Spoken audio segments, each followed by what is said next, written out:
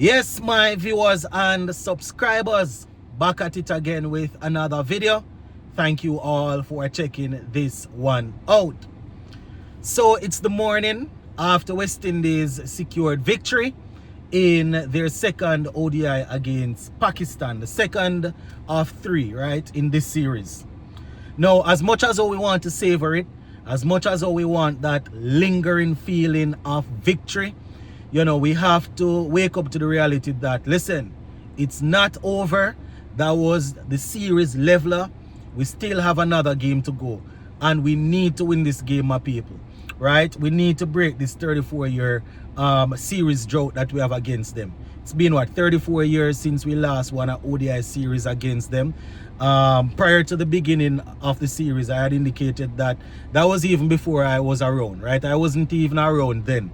So it would be nice if we, use the momentum from yesterday's game to go out there and, secure a series win.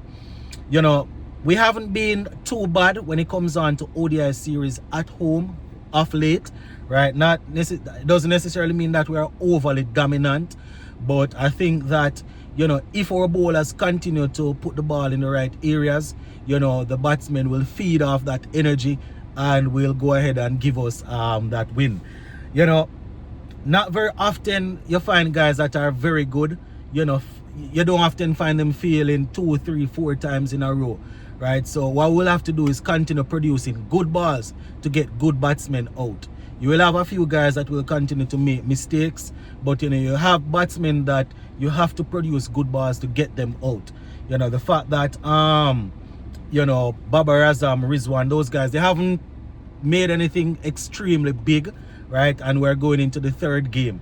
They won the first game, yes, but you would say that none of them, they didn't really go on to really bat us out of the game, so to speak.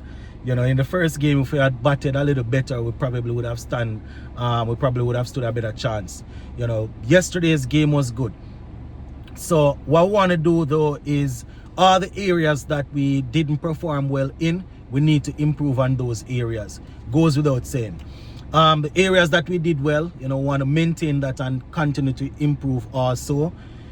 Something that I noticed with the West Indies fan base, whenever our players perform well, whenever they win, right? Whenever they win, people pretend as if there is still not room for improvement. And if you say anything, it's as if they're behaving as if you are criticizing their favorite player. But all we have to do is just listen to the coach or the captain at the end of a game. They don't set out to criticize their own players in public. But what?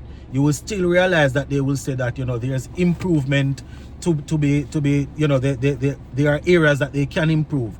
As much as they might say a man pick up a 4 or 5 wickets, make this amount of runs, they will say that there's still room to improve, right? Because I don't know if we have the perfect cricketer in our team, right? So no matter how well a man perform, there are 1 or 2 areas that you can tighten up on.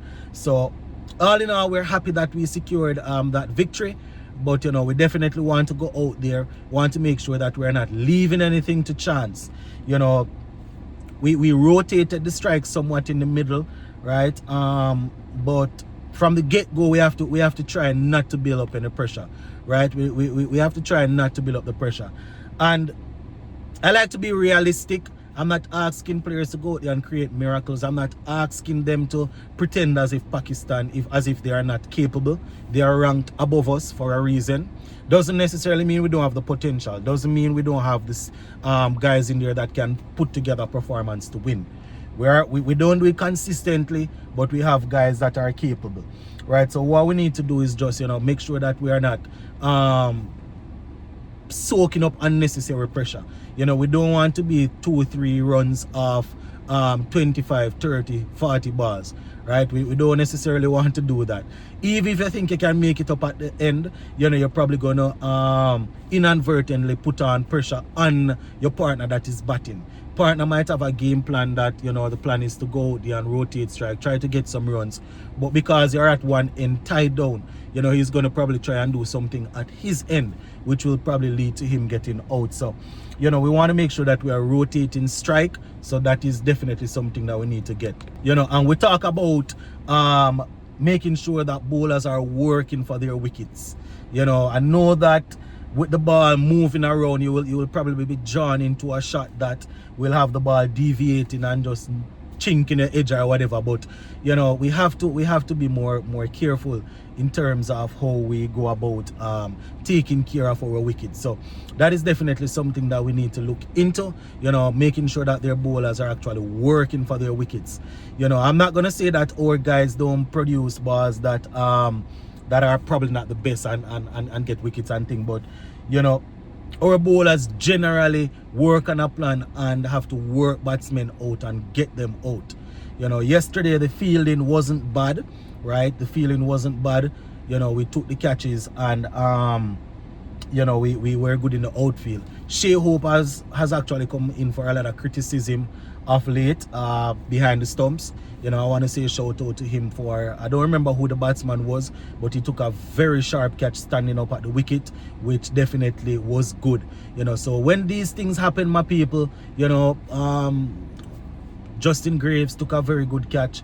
I think that was a catch that I think it was Jaden Seals that produced that ball to get rid of Saim Ayub, if I'm not mistaken, to give us the breakthrough at the top there. So when you take those catches, my people, the momentum will build.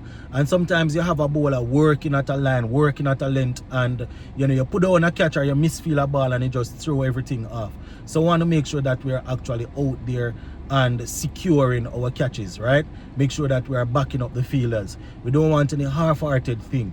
You know, you see, even you see Pakistan pace bowler Shine Shafri running and diving, you know, and pulling ball back in when he could probably just let the ball trickle over the boundary.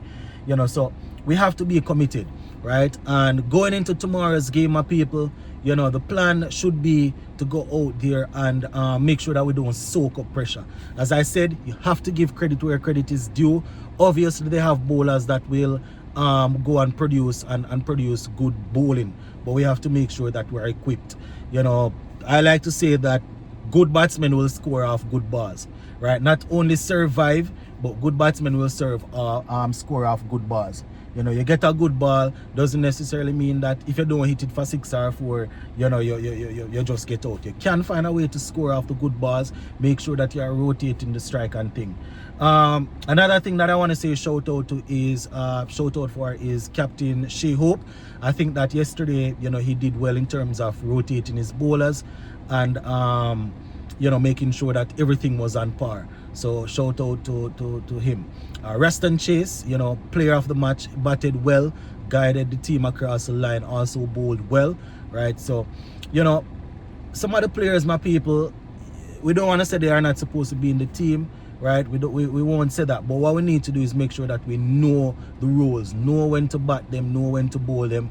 All of these things can decide whether you win or lose a game, right? So going into tomorrow's game, these are just some pointers that I was just thinking of just now, that we definitely need to get these right and see if we can go and secure that series. So we're going to leave it right here for now. Later on today, we will talk again. We'll probably talk you know, a few things that we missed. So big up.